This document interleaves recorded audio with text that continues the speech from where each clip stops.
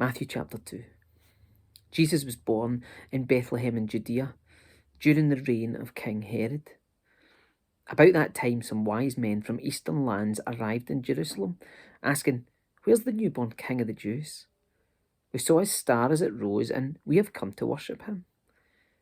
King Herod was deeply disturbed when he heard this, as was everyone in Jerusalem. He called a meeting of the leading priests and teachers of religious law and asked, "Where is the Messiah supposed to be born?" "In Bethlehem in Judea," they said, "for this is what the prophet wrote. And you, O Bethlehem in the land of Judah, are not least among the ruling cities of Judah. For a ruler will come from you who will be the shepherd for my people Israel." Then Herod called for a private meeting with the wise men, and he learned from them the time when the star first appeared. Then he told them, "Go to Bethlehem and search carefully for the child, and when you find him, come back and tell me so that I can go and worship him too."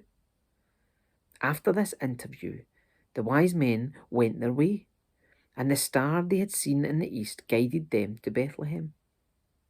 It went ahead of them and stopped over the place where the child was. When they saw the star, they were filled with joy. They entered the house and saw the child with his mother Mary, and they bowed down and worshipped him. Then they opened their treasure chests and gave him gifts of gold, frankincense, and myrrh. When it was time to leave, they returned to their own country by another route, for God had warned them in a dream not to return to Herod. After the wise men were gone, an angel of the Lord appeared to Joseph in a dream. "Get up, flee to Egypt with the child and his mother," the angel said. "Stay there until I tell you to return, because Herod is going to search for the child to kill him."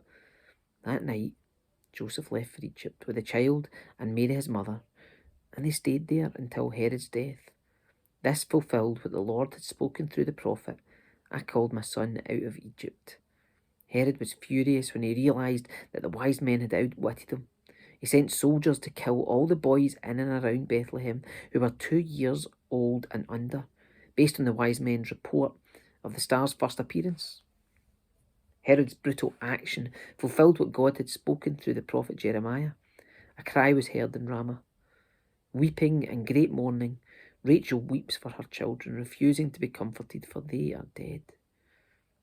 When Herod died, an angel of the Lord appeared in a dream to Joseph in Egypt. "Get up," the angel said. "Take the child and his mother back to the land of Israel, because those who were trying to kill the child are dead." So Joseph got up and returned to the land of Israel with Jesus and his mother.